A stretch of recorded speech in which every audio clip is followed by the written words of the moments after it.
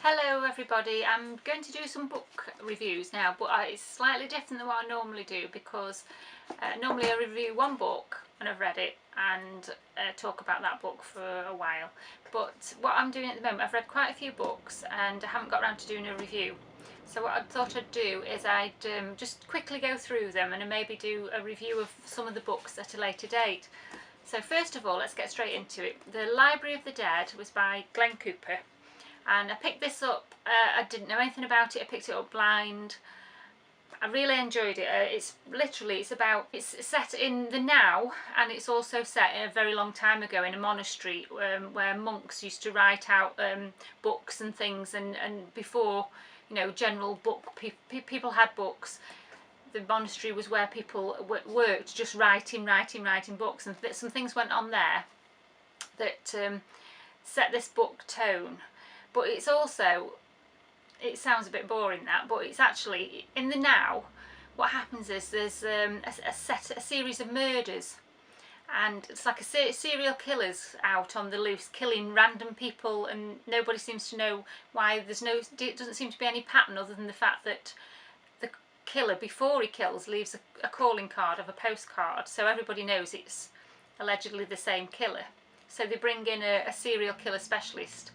And it's really interesting. It gets you right from the beginning. It gets you, and it's got this weird backstory going on in the distance in the time gone by.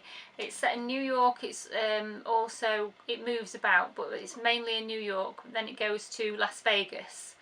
I really enjoyed it, and after I'd read it, I bought it blind, didn't know anything about it. And when I was coming to the end of it, I thought, oh, I don't know if it seems like it's going to, you know, how's it going to end? And so I had a look on the internet, and I found out there's actually other books after it. I think it's a trilogy. So I have since ordered the second book, but I haven't read it yet. So that's my first book anyway, Library of the Dead by Glenn Cooper. Enjoyed it, really liked it, and it's a really good read. Secondly, The Black House by Peter May. It's set in Scotland, and it's a murder. I've got a bit of a murder thing going on at the moment, have phases. And it's about, again, it's a detective who's sent to work on a case because he's worked on a similar case. So they don't know if there's a serial killer on the loose, and it's set in a very, very small island up in the Highlands of Scotland. And the detective is from there. He was there. He grew up there as a child. So they think with him having local knowledge, it's worth him going up to investigate. And the story goes through his life and how he hasn't been back there for a long time, and family events that have happened, and all the things that are involved in returning to a place you haven't been to a long time when you grew up, and what people are doing and things like that. And he's there to solve this murder. Again, this has got another book after it. It's not a trilogy or anything like that, but it does continue on. This detective actually goes on into other books. So I haven't read any of the other books, but I did enjoy reading this one, so I'll keep an eye out for other books by Peter May. And that's the second one. Murder Again, 31 Bond Street. This was by Ellen Horan. This is set in the 1850s. It's a different type of killing.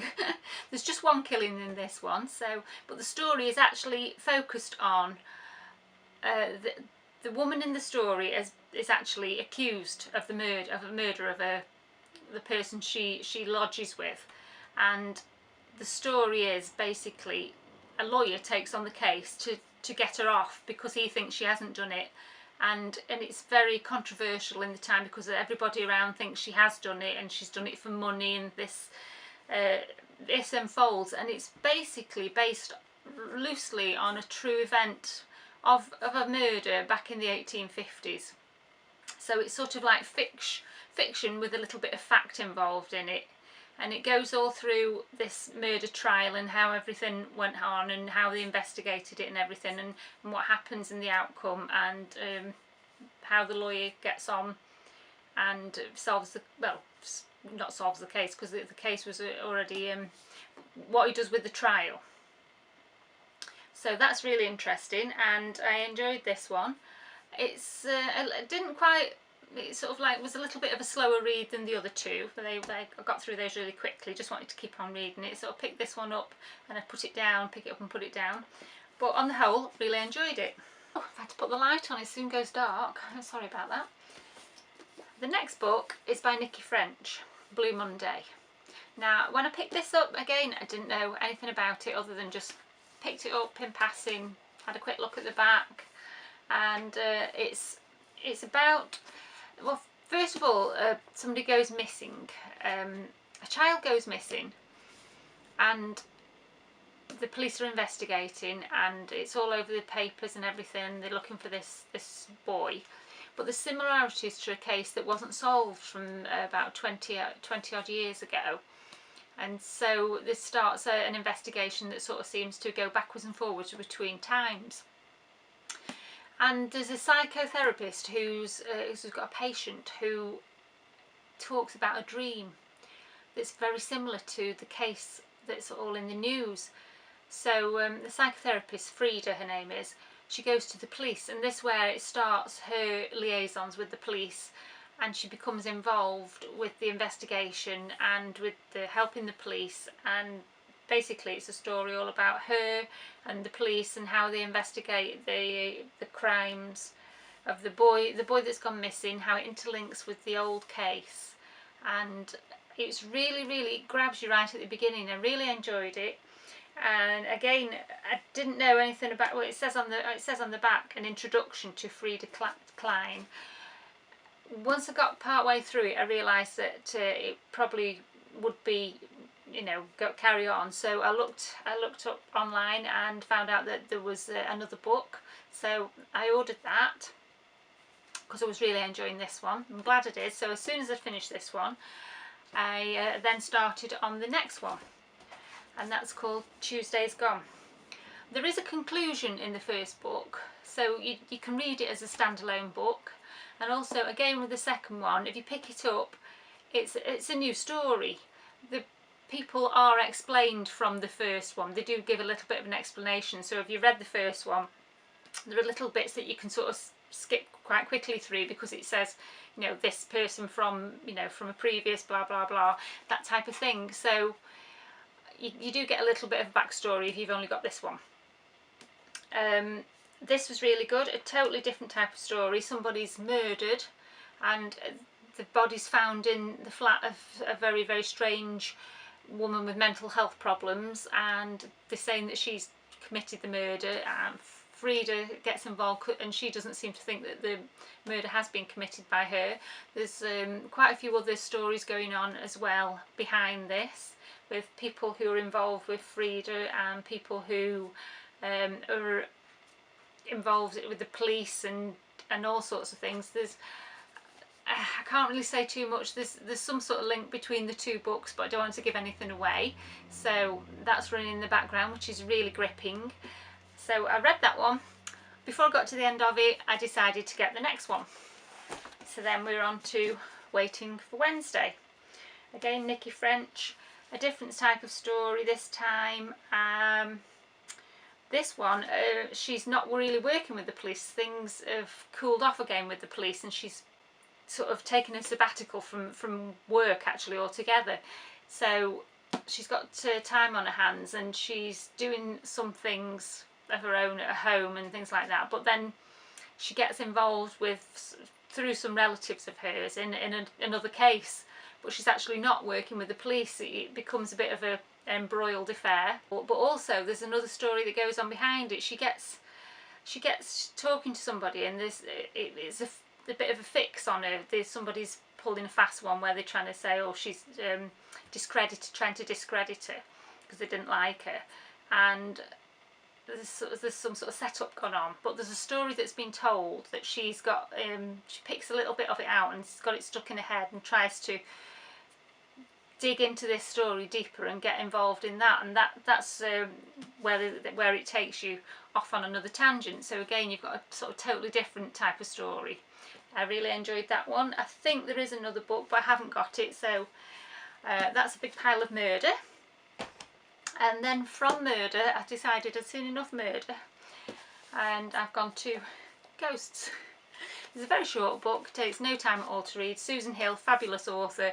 If anyone's read The Woman in Black, brilliant, absolutely fantastic book. It's been made into a film. It was a play that ran for absolutely years and years and years. It's probably ran for about 15 years or more. This is The Mist in the Mirror, and it's about a colonel. Oh, sorry, he's not a colonel. His name's Sir James, and he's come back to England from Africa. He was living in Africa with a guardian because his parents were killed when he was a child. But then when he got a little bit older, he went travelling. He's been doing a lot of adventuring and exploring, and he's followed the footsteps of a famous explorer and tried to follow him and do this sort of walks and the climbing and the things that he'd done. He comes back to England to try and investigate and perhaps write a book about this. Conrad Vane, I think the name of the explorer is. But then it starts with this small boy. He sees this small boy following him, and he sort of like doesn't know what's going on. He always keeps seeing this small boy. It seems like he's being followed, and this is a story, and it's obviously it's a ghost story. There's a lot of mist and mirrors and that sort of thing, so you don't know what's real and what's not real. It's very good, very good book. You can read it very quickly, and I definitely recommend that one.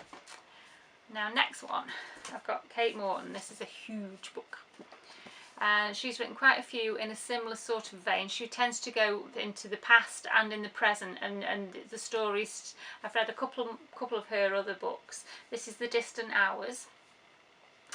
This is about three sisters who live in a castle. Edie, a young girl who has to go and do some book cataloguing at this castle, but it turns out that there's some sort of connection between her mother and wartime and this place, this town, and the story goes backwards and forwards from now and back to wartime and back to just before the war, because the story also involves the three sisters' parents, and the father had written a book, and that gets involved in it as well. So it's very complex. There's quite a lot going on in it. It's about 500 or so pages, so it keeps you going for quite a while.